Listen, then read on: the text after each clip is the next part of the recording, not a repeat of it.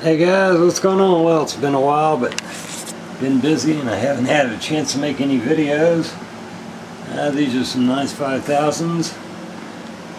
I've got about 15 in VHF that are slated for Model 3 conversions, and I'm going about tackling that project. I've got some I've got a private contract with a military based company that is overseas. They need to get some units, and Mark, I'm going to be working on that end to get you the units you need. I know exactly what you need. I've supplied them to you before. I can get them in, but it's going to be a while because I've got another company that is actually needing that same split, and I've committed to handling their business first. So hold tight. I know your team members need those radios. You know, with the Taliban, face it, you know, I mean, their equipment is very, very low end, and I think you'll be fine until I can get you some 5000's. The VHFs are doing real good. The conversions are turning out beautifully. Got wide bands on these. Let's see here. Do have one in fire yellow,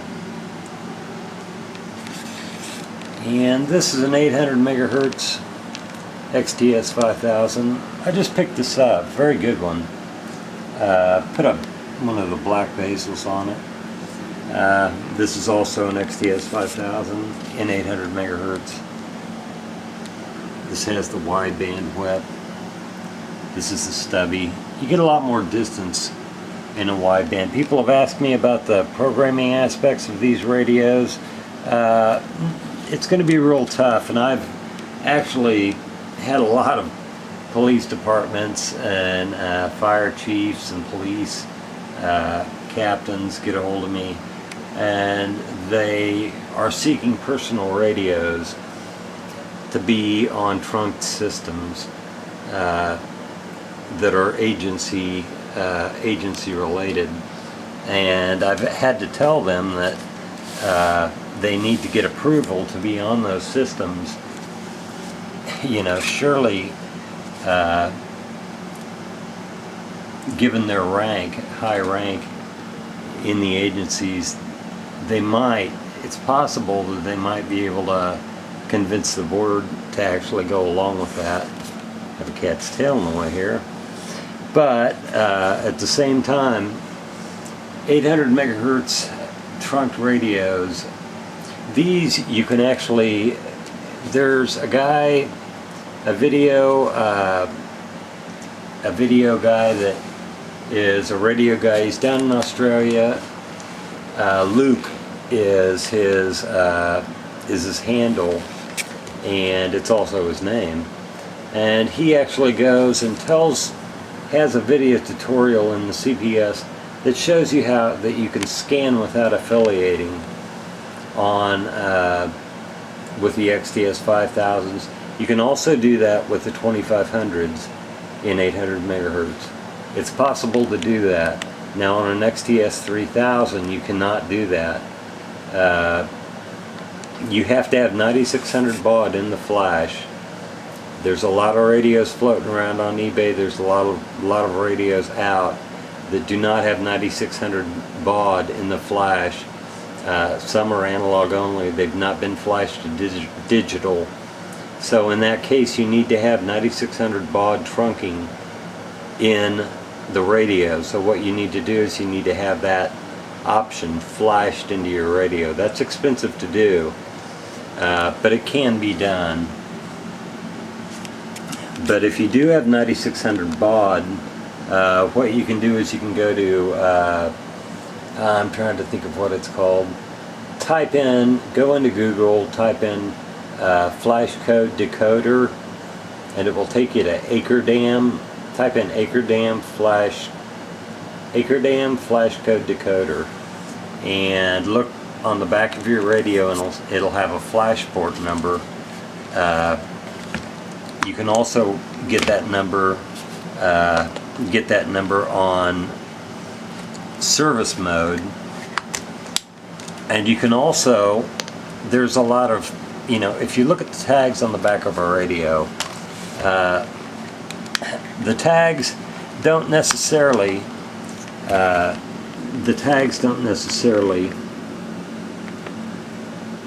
here, hang on.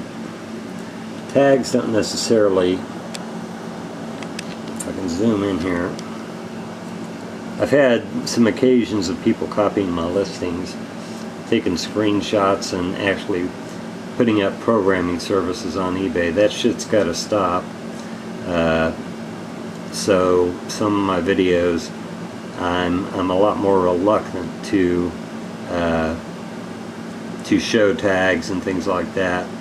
But anyway, I don't like people taking my videos and selling services when they have very, very bad feedback and low, they haven't been eBay members long. It kind of ties them to me, and I don't appreciate that. But that is the flash port. Now that flash port may or may not correspond with what's in the radio. How you determine that is you turn the radio on. The minute you turn the radio on, put it into service mode. This one actually needs upgraded.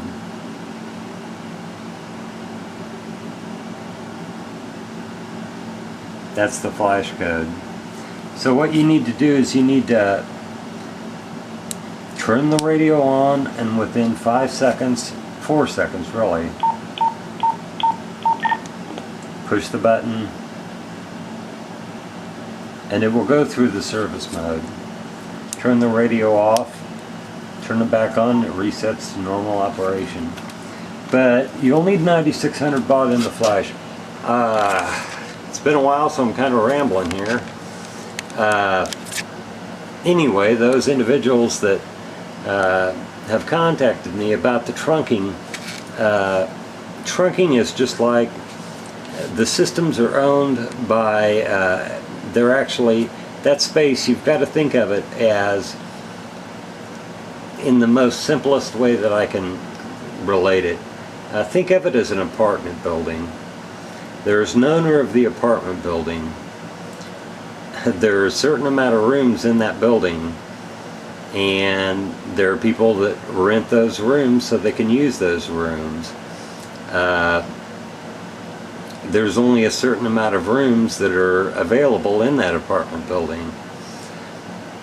Well, if it's in a high rent district for that apartment building, this is the most simple way that I can, this is about the only analogy that I can think of at this hour.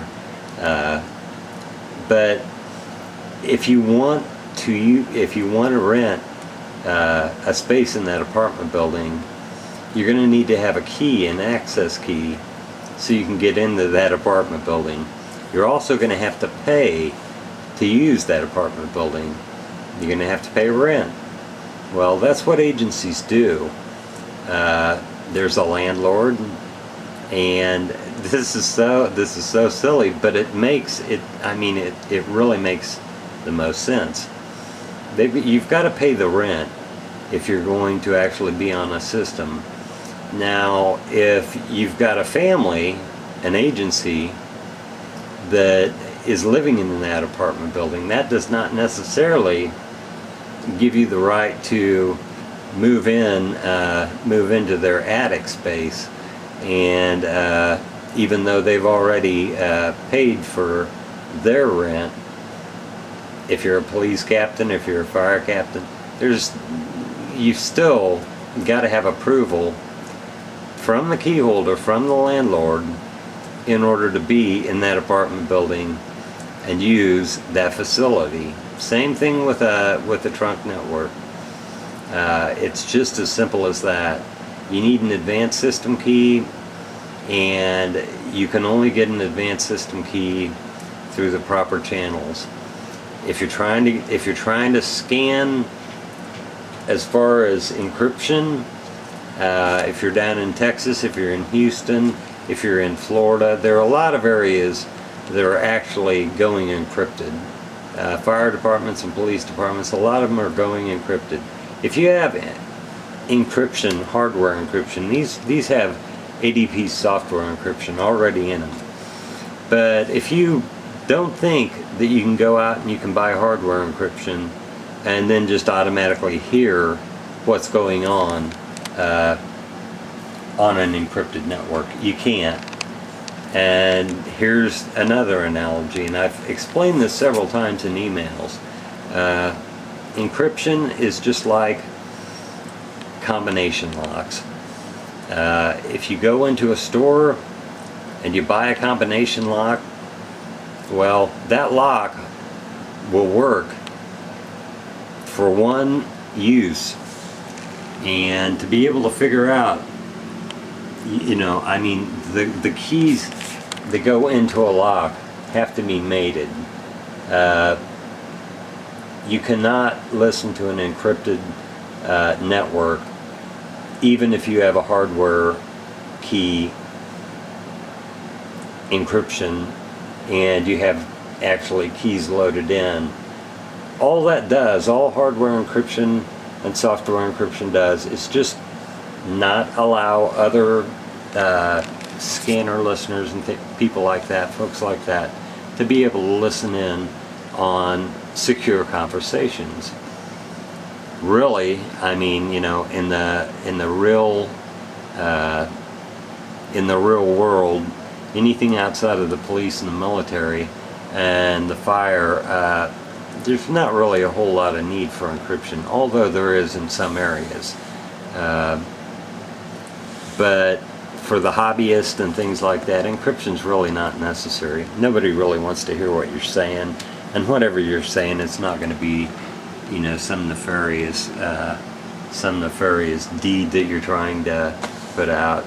Most of the time you're just talking back and forth and getting messages conveyed and getting work done through the use of the two-way radios. But if you're hell-bent on encryption, just please know that you're not going to be able to key in an encryption key and automatically be able to listen in on encrypted conversations.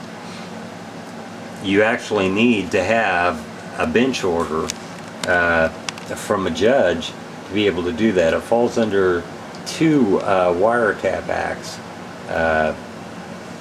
and it's illegal to do, so do not do that. Digital radios, as opposed to analog radios, and APCO P25 interop, these are the radios that are happening right now. Motorola has canceled, they're in the midst of canceling the 5000. They're going to be carrying, by law they have to carry parts for 5 years. Well, the agencies that I've done business with and that I network with all over the US have gone into these Motorola dealers, and they've had pretty much just the APX shoved down their throat. Well, budgets cannot afford, their budgets cannot afford the APX units. The APX units are fantastic units, don't get me wrong, but it's $7,000 and $6,000 a radio. It's very, very difficult to outfit an entire department, even with grant money, to be able to do that and justify it. These radios, the XTS5000's and 2500's, will handle anything that you can throw at them, and they will handle it very, very well. They are made to last on these systems. The APX has a 6000, which is a single band, and then the 7000, which is a dual band. You can check out any videos, just type in APX on YouTube and you'll see it. But at the same time, even though they are going to discontinue this line, one thing about the APXs is the bugs aren't completely worked out on the APXs. There's a volume knob issue they had with the APX. They corrected that issue. There's some issues with the APXs, not many, but they're very good units. But at the same time, there's only one way for that price to go on the APX units, and that is down. So hold tight, you know, unless you're really hell-bent on getting a dual band. If you want a dual band radio and you've got that kind of money, go for it. But you know, at the same time, there's a lot of other more practical things you could be throwing money at. But at the same time, if you need both, you know, if you need a dual band radio, an APX will save you from having to carry two radios around. That comes at a very high price, but at the same time it's possible. These radios will do you just fine. The analog only radios are still in use. Still in use by public safety as well as especially in the private sector. But being analog only, they won't do digital.